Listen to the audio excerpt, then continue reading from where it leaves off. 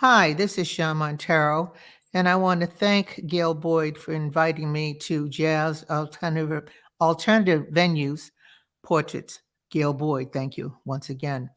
I am Shawnn Monteiro. I'm a musician, a vocalist, which is the same thing as a musician. I play instruments, but my main thing is I sing. And they give you a list of questions to answer. So I'm going to try to do my best to answer them in order, but I'm going to deviate, go all over the place. How I got into jazz? Well, my house was full of jazz. When I was a kid, I would go up in the attic. My parents had that old record player that they played those 78s, those big, heavy records. And the first guy that I listened to was Earl Bostic, and I would be able to listen to his records and scat, scat, and scat. And then when I got into school, first, second grade, I went to the Holy Trinity School, and they had a drum and bugle corps, and they put the kids to work right away. It was an all-black school, and they let you choose your instrument. And the instrument I chose was the bugle, and I was starting to learn how to play this bugle, but you started getting this little mark around your mouth right here. And all the boys would say, what's that on your mouth? What's wrong with you? I put that bugle down so quick, honey, it wasn't even funny. And the last thing I could pick up was drumsticks. And I started playing the drums with Father Panisi, flamadiddle, paradiddle, on a drum pad. And I was the first girl in the drum line. And that helped me later on in my career, which I'll tell you about later. But really, the first musician that I listened to was my dad. His name was Jimmy Woody, and he played bass with the Duke Ellington Orchestra for many years. He was my man, my mentor, my guy.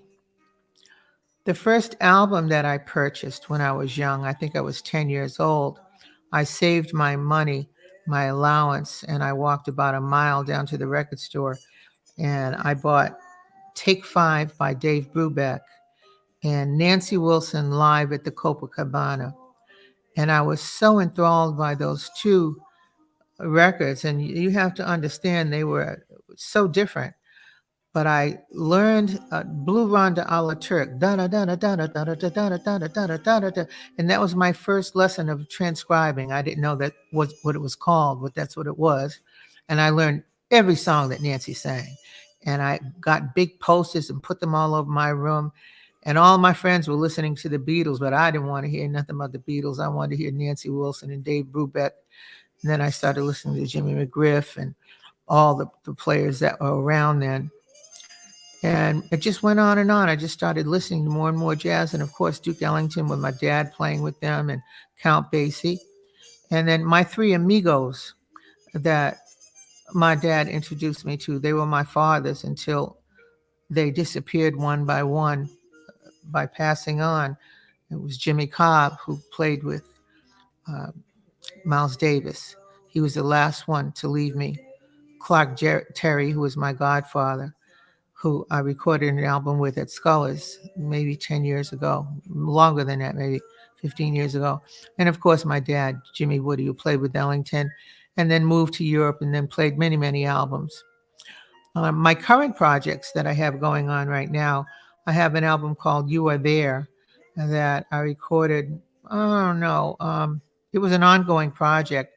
Half of it I recorded maybe 4 years ago. It has Kenny Barron, Nat Reese, Joe Farnsworth, Steve Davis, Josh Bruno. And then the second half we finished just before COVID hit. And that has the wonderful Mike Renzi, who just passed, and my group, Dave Zeno, great bass player, Steve Langone, and Tim Ray's playing in my group now. And so we're trying to work on that group, but it's very, very hard to work with COVID. COVID is taking care of all of our work. We are not working. All of us who have been going to Europe for the last 20, 30 years and making our money and coming home, that's over. We're done with that.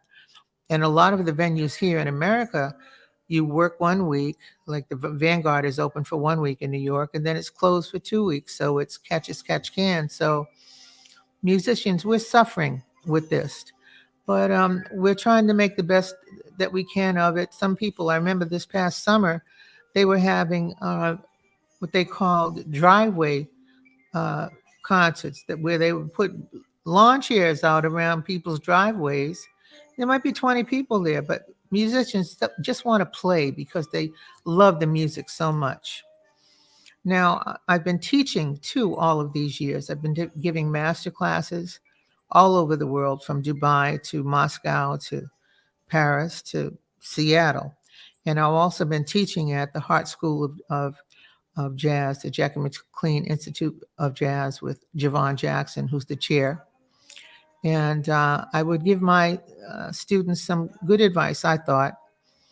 Number one, to be honest about what you're doing. Like if somebody called you for a gig and you promised them that you'd be there for $100, and then another gig called you and they said, well, we can give you $1,000 same night. You have to be honest about it. You call that person for $100 and say, look, I have this chance to do this gig for $1,000, but if you can't let me go, I will do your gig. Honesty is very, very important. Also, learn your music, learn the lyrics, learn the melody, learn everything about the tune, learn who the composer is, do everything learn it inside and out so you know what you're doing. Learn your keys so that musicians will not make fun of you, because for some reason, female singers especially have been made fun of for years and years because they come up and they don't know their stuff. And I've made it my business to be the best singer that I can be. I did a workshop many years ago with James Williams and Ed Thigpen in Toronto. And James said, this is the girl that you want to have on your gig because she knows all of her tunes, all of her keys, all the composers. You don't have to worry.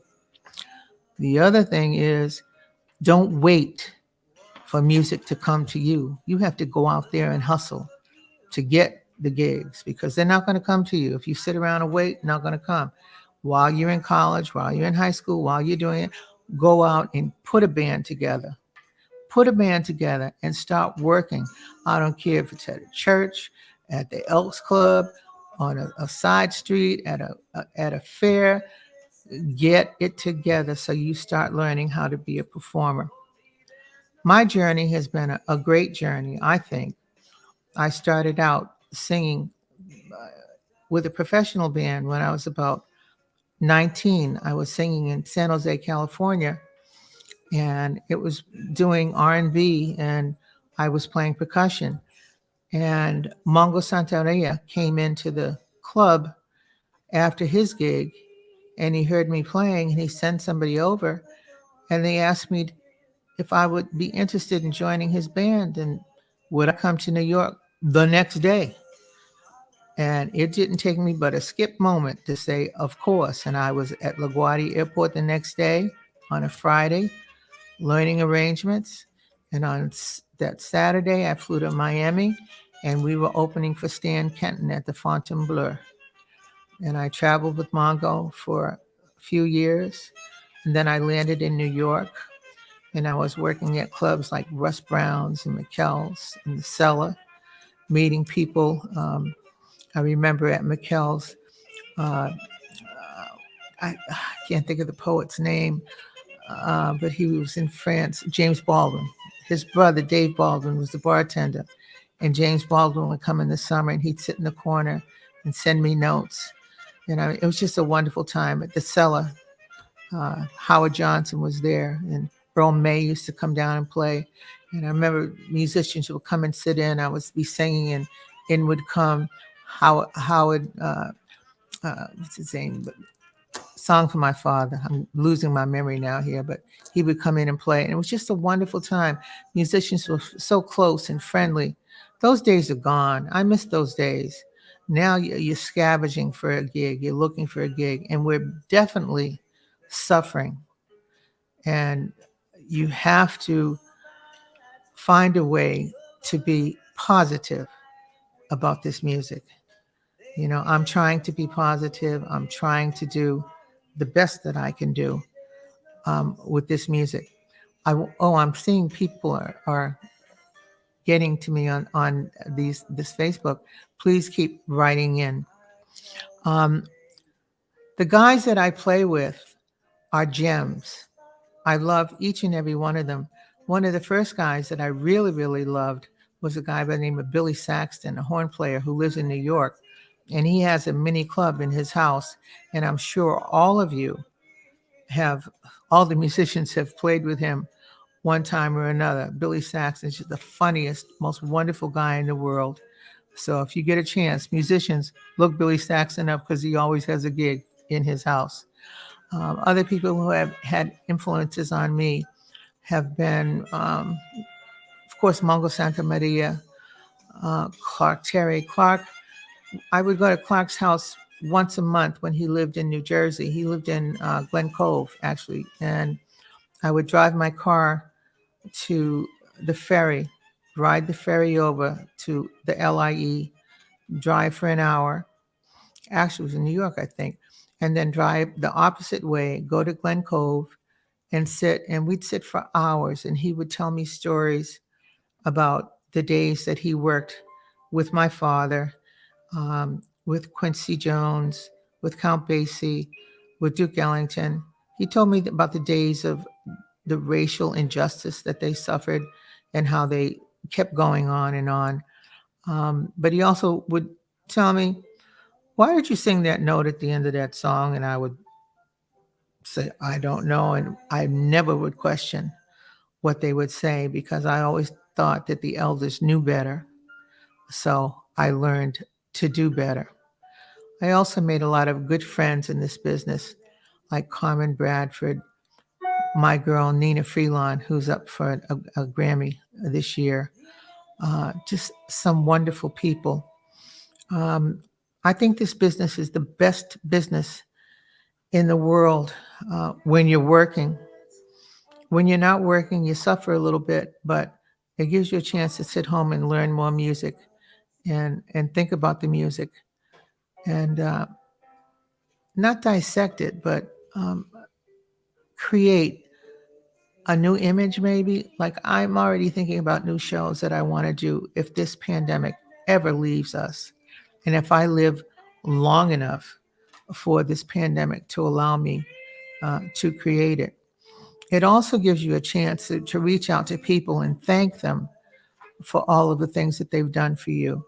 Like I know a lot of the wives of the musicians have lost their husbands in the last few years. Clark's wife, I reach out and talk to her all the time. Jimmy Cobb's wife, I reach out and talk to her all the time. A lot of people like that. Also, young people, I want to tell you, set your goals, make bullet points, set your goals, and try to get them done one by one by one. And if you can accomplish like 2 out of 5, you're doing good. If you have any questions for me, I hope that you put them up on the website and I will get them to you. Just put them on that website. Remember that I'm going to be at Shann's on February 5th. That's in Woonsocket, Rhode Island. And I'm going to be at the City Winery in Boston on April 30th with my good friend, Javon Jackson, who's a wonderful, wonderful horn player. I'm trying to think of what else I can tell you that would help you along your way.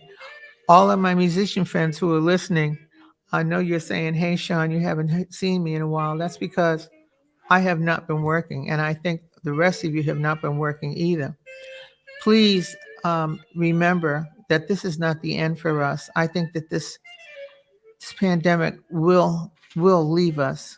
It will leave us. But have faith.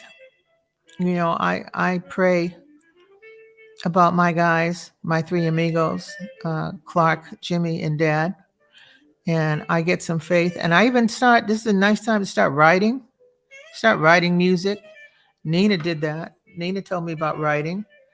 And also, I have to tell you about the last gig I did at Shann's. I haven't been there in 20 years.